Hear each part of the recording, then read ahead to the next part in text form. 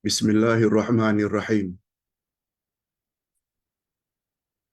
Alhamdulillah nahmaduhu wa nasta'inuhu wa nastaghfiruh. Wa na'udzu billahi min shururi anfusina wa min sayyiati a'malina. Man yahdihillahu fala mudilla lahu wa man yudlil fala hadiya lahu.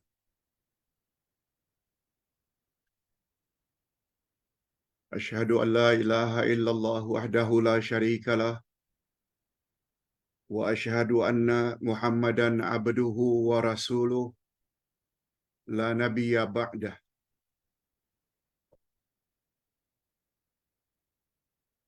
Allahumma salli wa sallim ala nabiyyina Muhammad wa ala alihi wa sahbihi ajma'in, amma ba'd. Hadirin dan hadirat serta para pemirsa yang saya hormati, Assalamualaikum warahmatullahi wabarakatuh.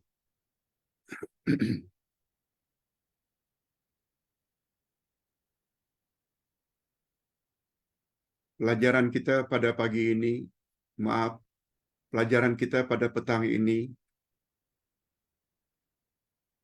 sebenarnya adalah pelajaran pada minggu lalu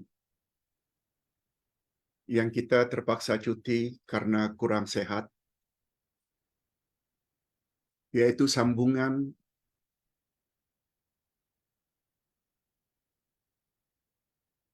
daripada tajuk Al-Ghulu terhadap orang-orang saleh.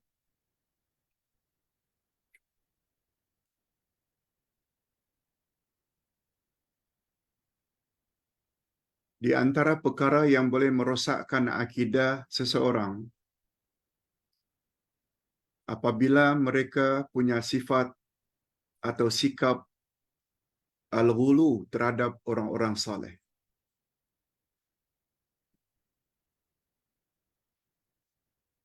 Ustaz kira topik ini sangat bagus untuk diperkatakan sebab sungguh banyak dari kalangan umat Islam Nusantara yang terlibat dalam hal ini.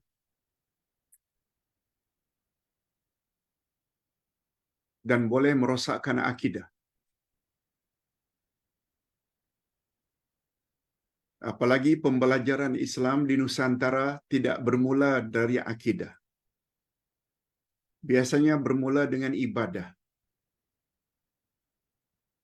Segala-galanya yang berkaitan dengan ibadat, rukun, syarat, perkara yang membatalkan salat, puasa, zakat, haji, umrah, mereka tahu.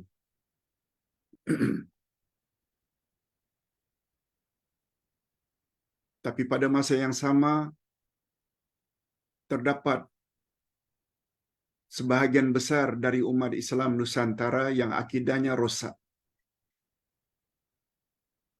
Kalau ditanya mengapa? Karena pembelajaran Islam di Nusantara pada umumnya bermula dari ibadat, bukan akidah. Padahal Nabi Muhammad SAW mendidik para sahabat akidah dulu. Sebagai contoh, salat sebagai ibadat pertama. Itu turunnya sempena Isra' dan Mi'raj. Setelah Rasulullah menjadi Rasul 12 tahun. 12 tahun. Kalau Nabi berada di Mekah 13 tahun, 12 tahun pertama tidak ada salat. Apalagi puasa, zakat, haji, umrah, semuanya diwajibkan ketika baginda berada di Madinah. Setahun sebelum hijrah baru Isra' Mi'raj. Apa yang Nabi buat 12 tahun pertama sebelum ada ibadat? Menanamkan akidah. 2 kalimah syahadat. Tanamkan iman. Pembelajaran Islam di Nusantara pada umumnya bermula dengan ibadat, bukan akidah. Oleh sebab itu tidak heran andai kata umat Islam Nusantara salat tak tinggal, puasa, haji, umrah berkali-kali, tapi mereka masih lagi percaya dengan ramalan bomo, pakai tangkal, ini dan itu. Satu di antara perkara yang boleh merosak akidah, yaitu al-ghulu terhadap orang-orang saleh. Ghulu maknanya sikap yang keterlaluan, menyanjung orang-orang saleh. Derajat mereka diangkat begitu tinggi. Kita tidak dilarang menyanjung orang-orang saleh, tak dilarang, malah disuruh hormati, respect orang saleh. Tapi tanpa disadari, kadang-kadang sanjungan mereka terhadap orang saleh, apakah bergelar ustaz, mursyid, murabbi, kiai, habib, keterlaluan.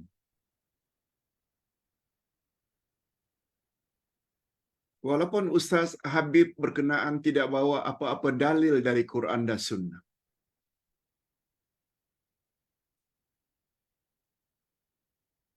Seperti contoh yang kita beri pagi tadi, kuliah duha. Siapa yang ziarah kubur lalu membaca surat Al-Fatihah, setelah memberi salam baca surat Al-Fatihah dan hadiahkan kepada penghuni kubur,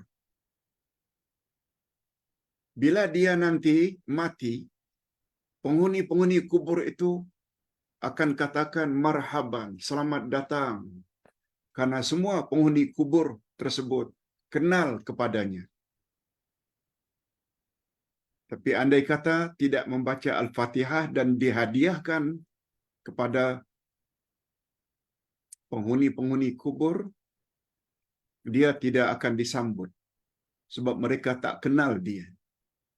Ini yang dikatakan oleh Habib Zain bin Smith. Dari mana Habib itu tahu? Tanpa membawa dalil. Itu perkara gaib.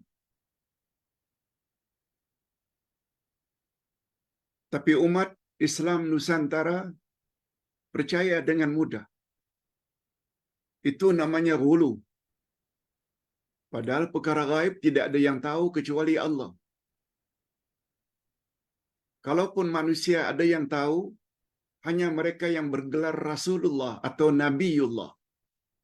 Sebab Rasul dan Nabi terima wahyu.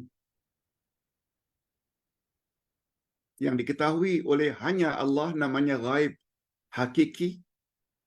Yang hanya diketahui oleh Rasul atau Nabi namanya gaib idhafi. Okey. Pada pertemuan 2 minggu yang lalu, kita dah sebut dalil dari Al-Quranul Karim. Allah Subhanahu Wa Taala berfirman dalam surat An-Nisa ayat 171. Bagus juga kita bawa satu dalil supaya ingat dan mudah menyambung. Allah Subhanahu Wa Taala berfirman, A'udzu billahi minasyaitonir rajim. Ya ahlal kitab, la taghlu fi dinikum. Hai ahli kitab, Yahudi dan Nasrani, janganlah kamu melampaui batas dalam agamamu. Wala taqulu 'ala Allahi illal haq. Jangan kamu berkata tentang Allah kecuali dengan kebenaran. Isa bin Maryam itu hanya seorang Rasulullah. Lihat muka surat 132. Itu sebabnya Nabi Muhammad sallallahu alaihi wasallam larang keras kita selaku umatnya Jangan menyanjung baginda berlebih-lebihan. Ini hadisnya. Riwayat Imam Bukhari dan Imam Muslim.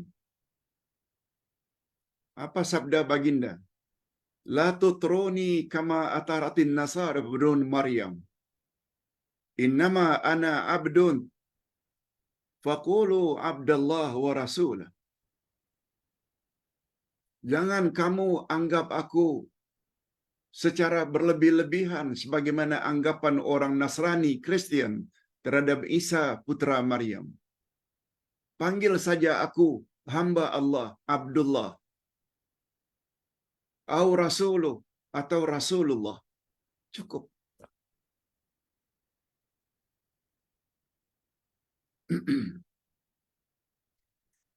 Okey, itu sekedar mengingatkan kita kepada bahayanya al-ghulu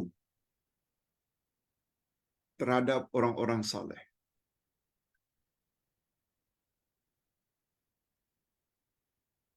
Terhadap Rasulullah sallallahu alaihi wasallam saja kita tidak dilarang meletakkan baginda melebihi daripada hak baginda.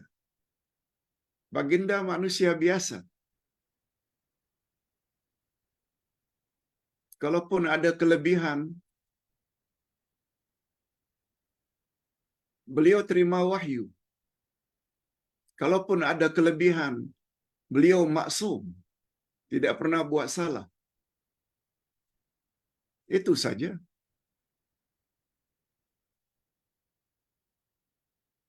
Tak percaya, lihat ayat terakhir yang kita baca hari ini dari surat Al-Kahfi. Apa kata Allah?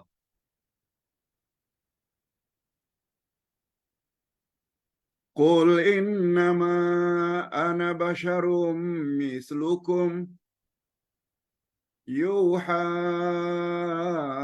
ilayya annama ilahukum ilahun wahid. Katakan, hai Muhammad, kepada umatmu, ana basyarum mislukum, aku adalah manusia biasa seperti kamu. Hanya saja kelebihanku, kepadaku diturunkan wahyu. Namun demikian, Tuhanmu tetap Allah yang Maha Esa. Apa maknanya? Allah suruh Nabi menyampaikan pada umatnya bahwa baginda itu manusia biasa seperti kita. Beliau bukan malaikat. Kita makan, beliau makan. Kita minum, beliau minum. Kita kawin, beliau kawin. Kita punya zuriat. Beliau juga ada anak cucu.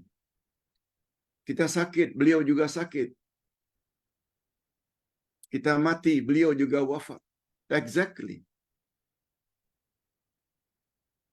Cuma kelebihan baginda, baginda diturunkan wahyu. Sehingga baginda tidak bercakap kecuali wahyu. Lihat ayat 3 dan 4 dari surat An-Najmi. Wa ma yantiqu 'anil hawa in huwa illa wahyu yuha. Tidaklah Nabi Muhammad bercakap berdasarkan hawa nafsunya. Tapi semua percakapan baginda adalah wahyu. Itu dia. Namun demikian, beliau terima wahyu. Allah tetap Allah yang Maha Esa. Pada diri Nabi Muhammad tidak ada sedikit pun unsur ketuhanan. Itu maksudnya. Okey. Sekarang kita masuk pelajaran baru. Yaitu bahagian kedua tentang al-ghulu terhadap orang-orang saleh. Bila al-ghulu ini dalam beragama, kita dapat bagi kepada 3. Ghulu dalam ucapan, melampau-lampau dalam ucapan. Al-ghulu dalam perbuatan, fil af'al.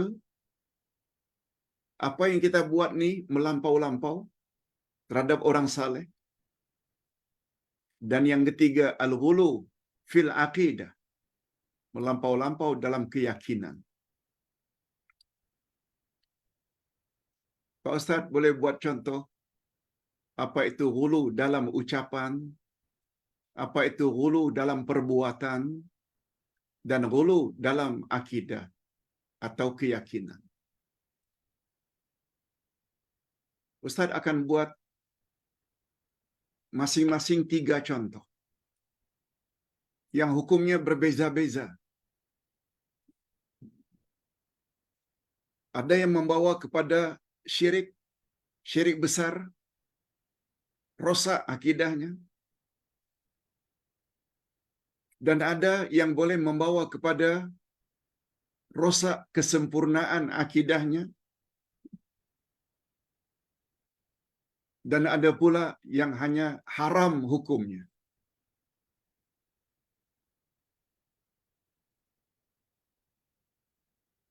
Pertama, ghulu dalam ucapan. Al-ghulu fil aqwal. Aqwal qaul. Berlebih-lebihan terhadap ucapan. Kita buat contoh. Ghulu jenis ini dapat merosak tauhid seseorang. Akidahnya rosak. Karena ia termasuk syirik besar. Syirik terbagi 2, ada syirik besar, ada syirik kecil. Syirik besar ada 8. Syirik kecil sangat banyak.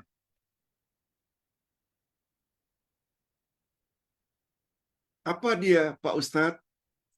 Di antara contoh ghulu yang boleh membawa syirik besar. Umpamanya, menyandarkan beberapa sifat uluhiyah kepada mereka seperti menyandarkan pengetahuan takdir di dalam Lauh Mahfuz. Oh, si fulan itu, ustaz itu, dia tahu apa yang akan menimpa awak sebulan lagi. Padahal apa yang akan menimpa seseorang itu sudah tertera di dalam Lauh Mahfuz. Tak ada seorang pun yang tahu. Tapi bila ada orang yang mendakwa, dia tahu apa yang akan menimpa seseorang seminggu akan datang, sebulan akan datang. Itu bermakna dia telah menyandarkan sifat uluhiyah Allah, rububiyah Allah kepada si fulan, kepada orang alim itu.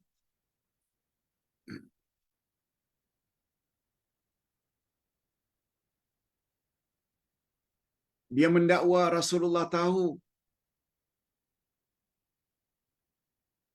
Jangankan orang alim menyandarkan pengetahuan tentang apa yang ada di dalam takdir di Lauh Mahfuz kepada Rasul pun tak boleh. Apalagi kepada wali-wali.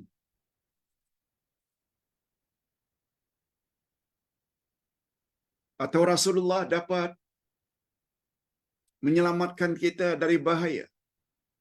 Atau Rasulullah dapat memberi manfaat kepada kita. Kita mendakwa Rasulullah tahu segala-galanya.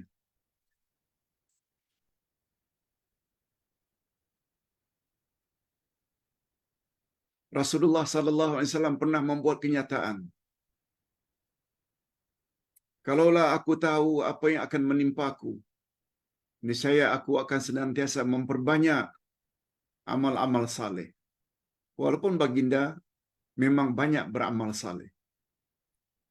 Dia andai kata baginda, andai kata aku tahu apa yang akan menimpa aku, niscaya aku begini. Itu bermakna baginda sendiri tak tahu. Nah, kalaulah terhadap baginda saja kita tak boleh, padahal beliau boleh mendapat wahyu, apatah lagi terhadap orang-orang yang lebih rendah derajatnya dari Nabi.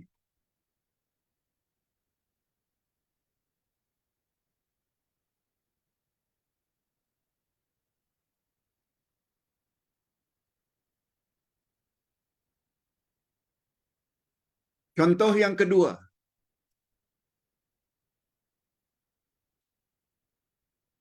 al-ghulu, yang dapat merosakkan akidah seseorang, merosakkan kesempurnaan akidah. Kalau tadi dapat merosakkan akidah, berkeyakinan kononnya Rasulullah tahu apa yang ada di dalam Lauh Mahfuz, itu boleh bawa syirik, kufur. Nah, yang kedua contohnya, dia boleh membawa kepada syirik kecil. Dia boleh merosakkan kesempurnaan akidah.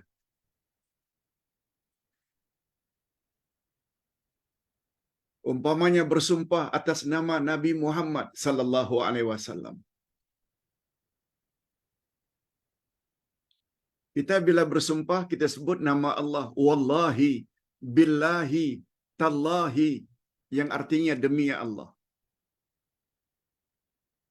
Lalu kita gunakan istilah wan nabi, demi nabi, war rasuli, demi rasul, wa Muhammadin, demi Muhammad.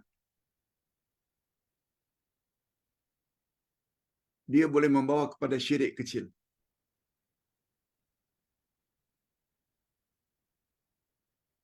Man halafa bi ghairillahi faqad asyraka. Siapa yang bersumpah selain dengan nama Allah, maka syiriklah dia.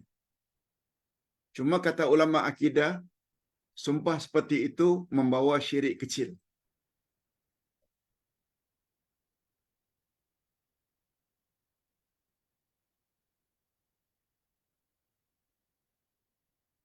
Atau bersumpah apa saja. Wal Ka'bah, demi Ka'bah.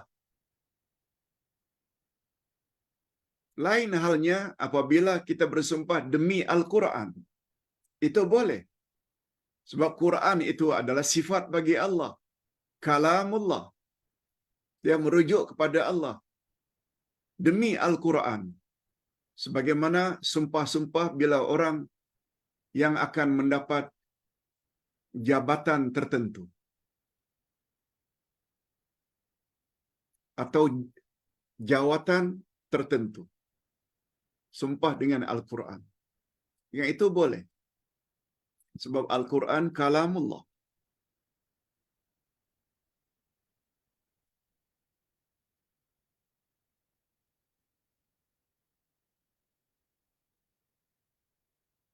Atau yang paling selalu kita dengar dalam masyarakat.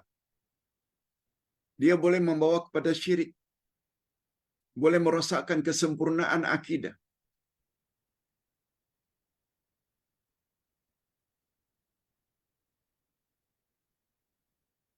Masya Allah wa sya'a fulan.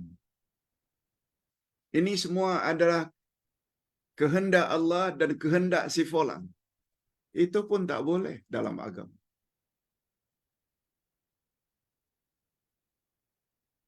Seorang sahabat pernah mengatakan kepada Nabi, Masya Allahu wa syi'ta. Ini semua adalah karena Allah dan karena Tuhan. Pun tak boleh.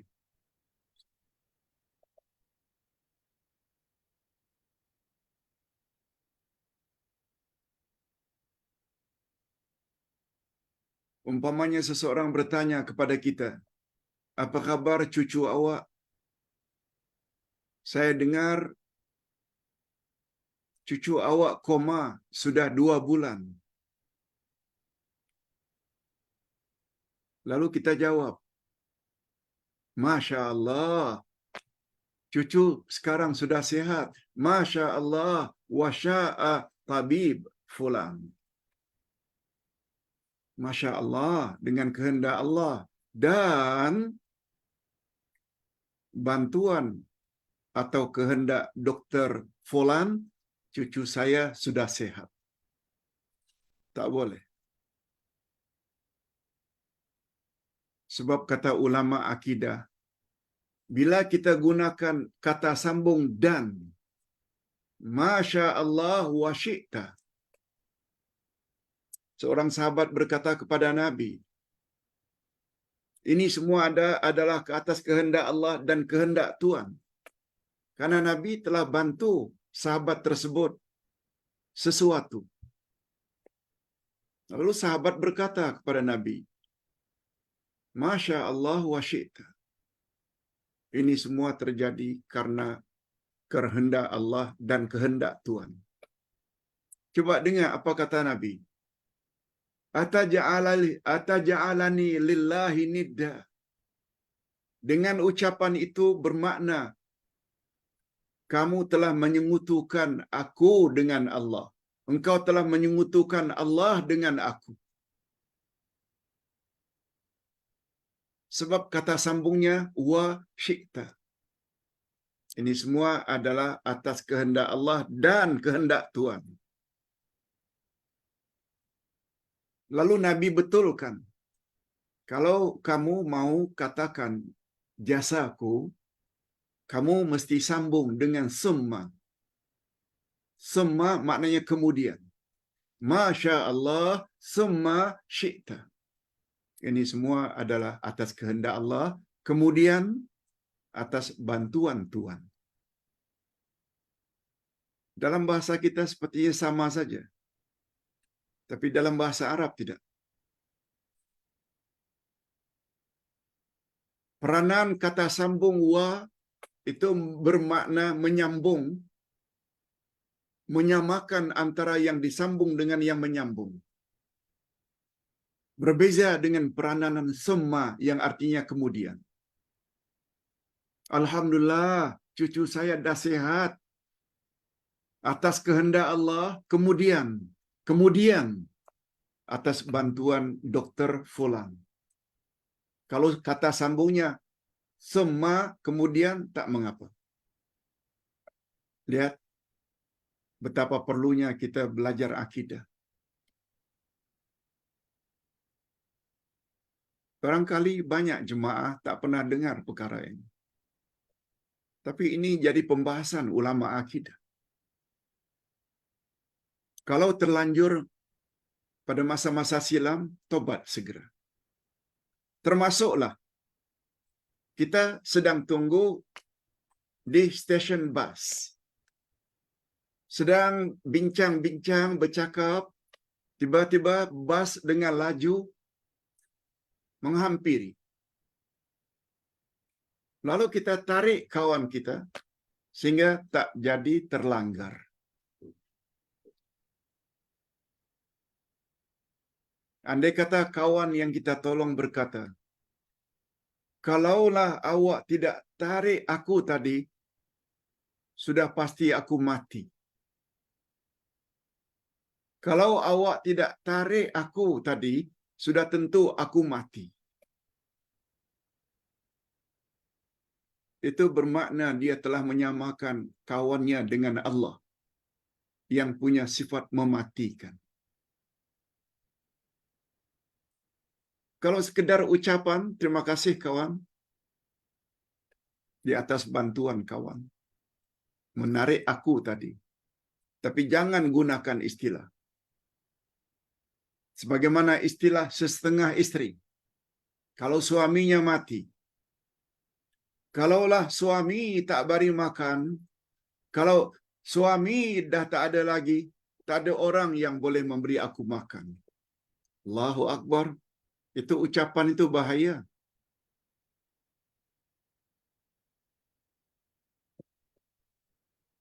Padahal kita masih boleh berusaha. Seolah-olah kalau tak ada suami, kita mati. Jangan ucapan itu disebut-sebut. Ini gunanya kita belajar akidah. Dah dua dah. Yang pertama boleh membawa kepada syirik besar. mendakwa Rasulullah tahu perkara-perkara gaib, perkara yang ada di dalam Lauh Mahfuz. Rasulullah dapat memberi kita manfaat, atau Rasulullah dapat menghindar kita dari mudarat atau bahaya, boleh bawa syirik. Yang kedua, dapat merosak kesempurnaan akidah. Bila kita bersumpah kepada Nabi atau selain Allah, syirik kecil. Nah, satu lagi, al-ghulu dalam ucapan, tapi hukumnya hanya haram saja. Akidah tidak rosak insya-Allah. Apa dia, Pak Ustaz? Umpamanya mendakwa seseorang bersifat pemurah, dermawan, padahal dia kedekut.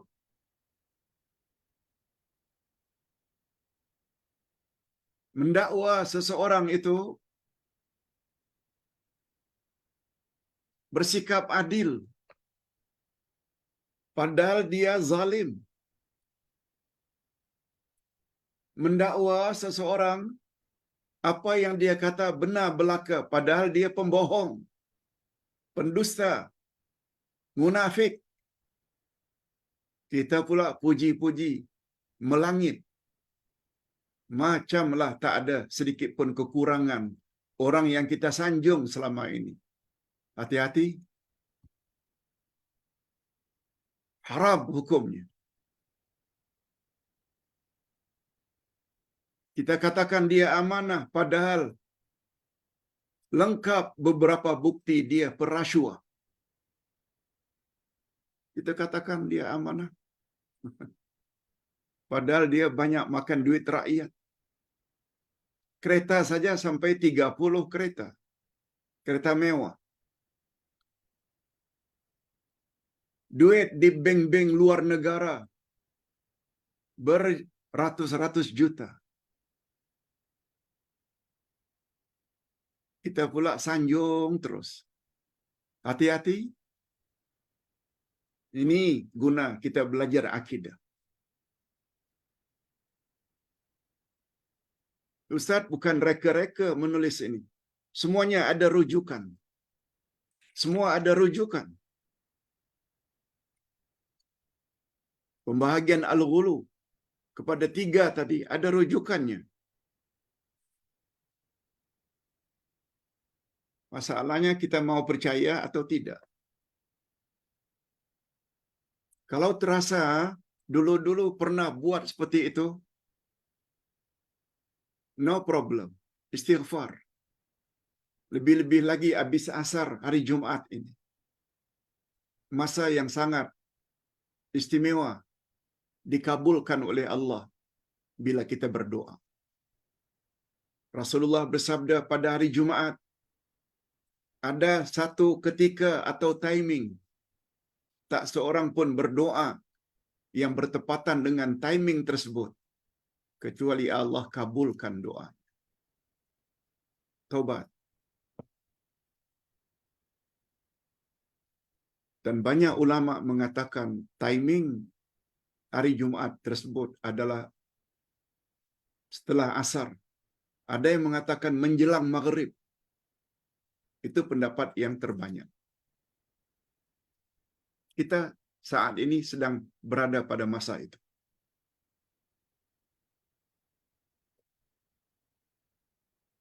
Okey, setelah kita faham ghulu yang pertama, al-ghulu fil aqwal. Berlebih-lebihan, melampau-lampau dalam ucapan. Kita dah bagi tadi yang boleh membawa kepada syirik besar, yang boleh membawa kepada tidak sempurna iman seseorang karena syirik kecil, dan yang ketiga hukumnya haram. Nah, sekarang kita berpindah kepada al-ghulu yang kedua. Al-ghulu fil af'al. Melampau-lampau atau berlebih-lebihan dalam perbuatan. Dalam perbuatan.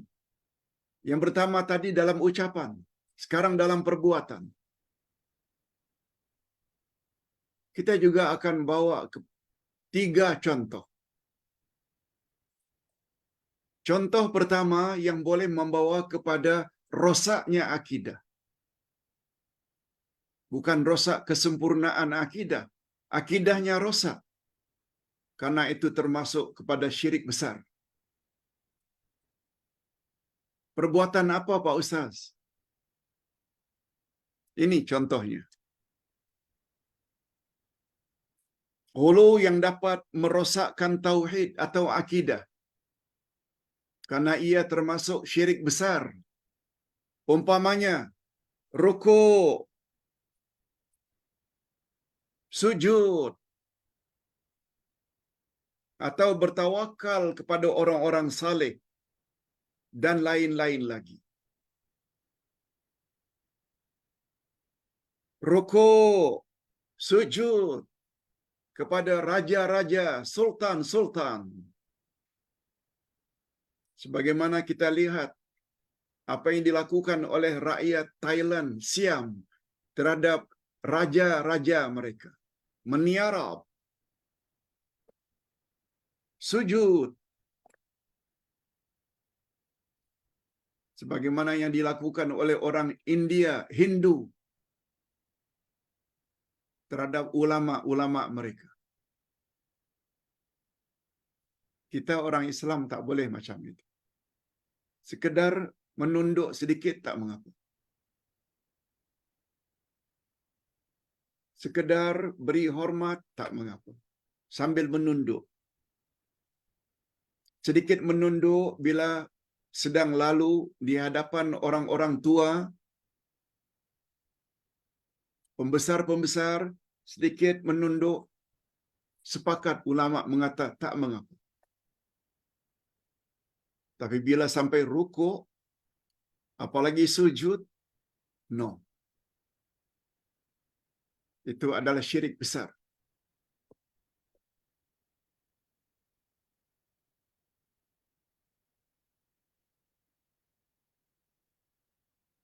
Tak boleh.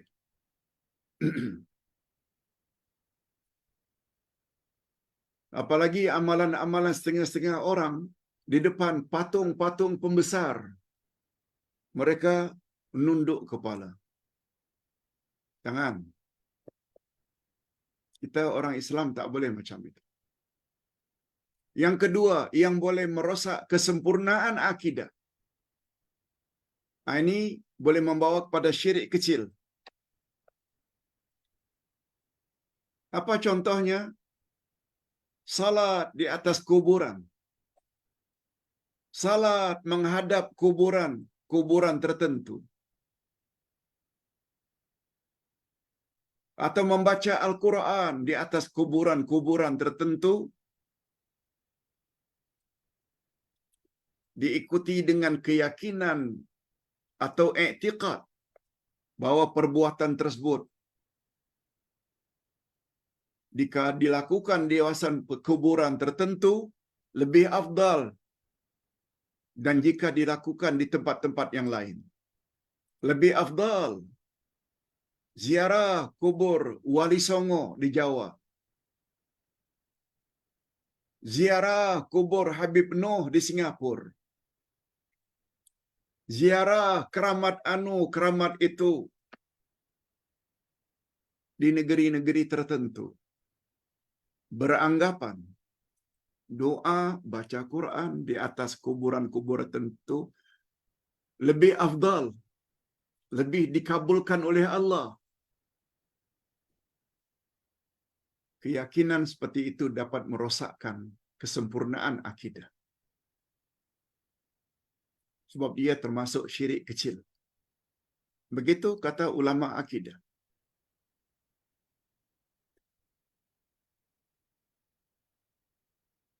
Contoh yang ketiga boleh membawa kepada haram. Apa dia contohnya? Membina bangunan di atas kuburan. Kita tembok. Kita kasih kelambu. kita pasang lilin.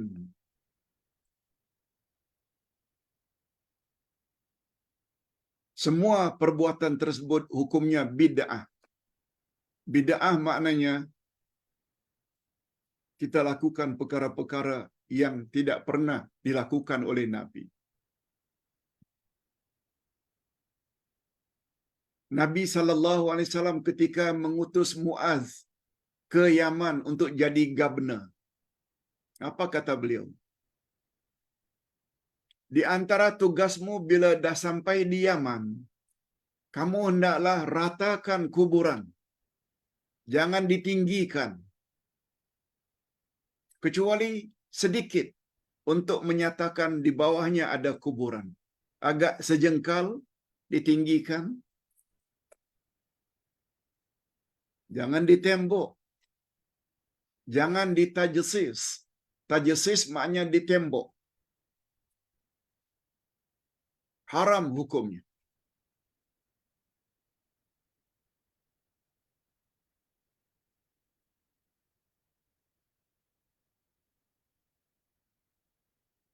Itu sebabnya bila kita jumpa di mana-mana ada kubur-kubur keramat, di tembok, dikasih atap, dikasih pagar. Sebenarnya dalam Islam itu semua dilarang.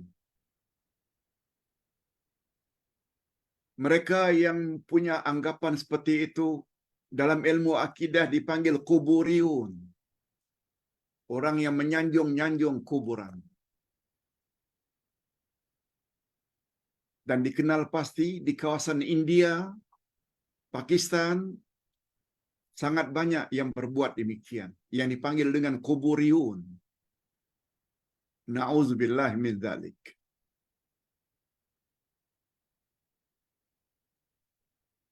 Nah, hadirin dan hadirat,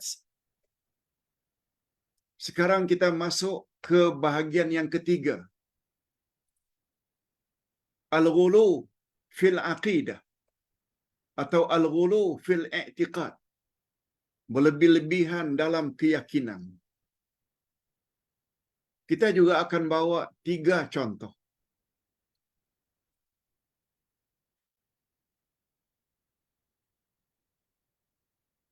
Berlebih-lebihan menyanjung orang-orang saleh dari sudut i'tiqad. Keyakinan. Di antara contoh ini ialah pertama,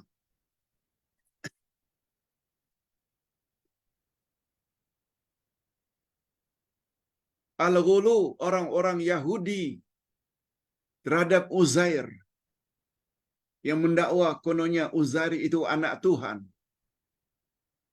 Yahudi.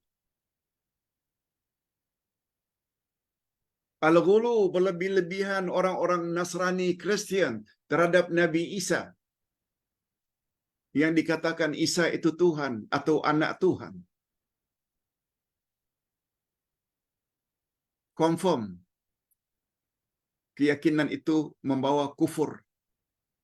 Sebab Allah berfirman, lam yalid walam yulad. Allah tidak beranak dan tidak diperanakkan.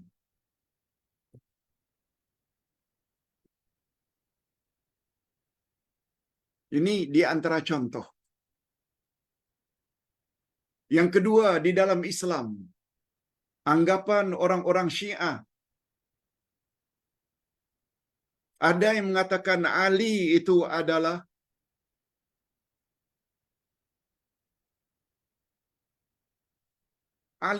Tuhan. Itu yang paling ekstrim.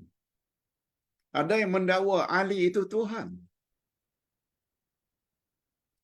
Dan ada pula yang mendakwa Ali itu maksum. Tak pernah buat salah. Ini pahaman Syiah.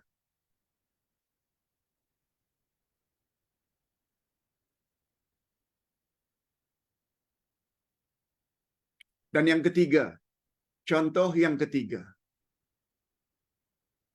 Ini yang banyak berlaku dalam masyarakat kita. Ulu sebahagian golongan sufi atau tarikat terhadap Rasulullah. Ada di antara mereka yang mendakwa bahwa baginda dicipta daripada nur. Kita biasa dengar ini. Nabi Muhammad punya kelebihan. Baginda dicipta daripada nur, bukan dari tanah.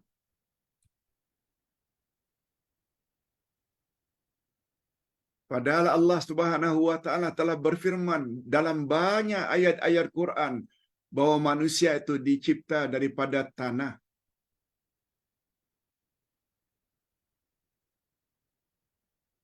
Sebagaimana firman Allah ayat 5 surat Al-Hajj. Ya ayuhan nas, in kuntum fi raibin minal ba'ts fa inna khalaqnakum min turab. Sekalian manusia, andai kata kamu ragu-ragu akan adanya hari berbangkit, ketahuilah olehmu bahwa kamu, hei manusia, aku cipta daripada tanah. Banyak ayat seumpama itu. Nabi Muhammad sallallahu alaihi wasallam bersabda, "Kullukum min Adam wa Adam min turab." Semua kita, semua kamu berasal daripada Adam dan Adam dicipta daripada tanah.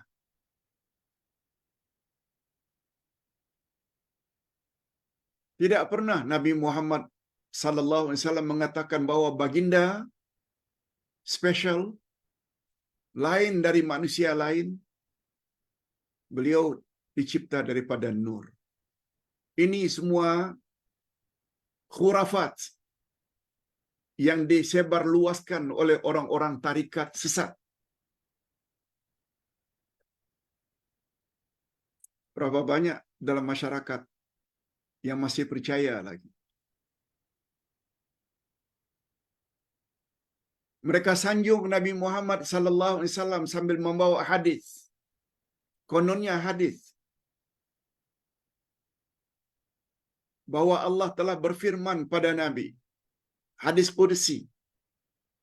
Laulaka ma khalaqtul aflaq. Kalaulah tidak karena engkau, hai Muhammad, kalaulah tidak karena engkau, aku tidak memandang perlu mencipta makhluk alam semesta ini. Kata ulama hadis, itu adalah hadis palsu. Hadis palsu.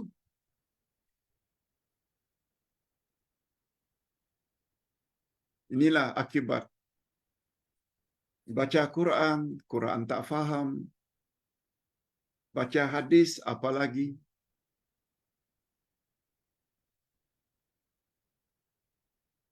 Pakai ikut saja apa yang orang cakap. Tanpa merujuk, tanpa bertanya. Ada dalil tak? Tak mau tanya. Padahal kata Nabi, as-su'alu nisful ilmi.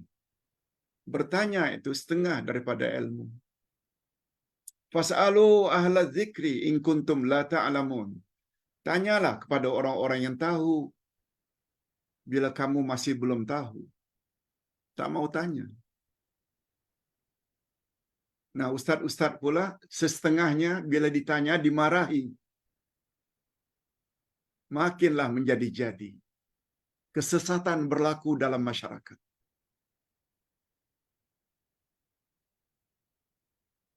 Nah, yang keempat pula, maknanya contoh yang ketiga tadi,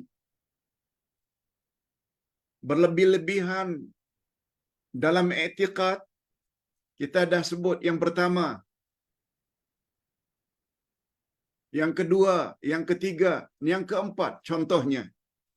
Al-ghulu sebahagian umat Islam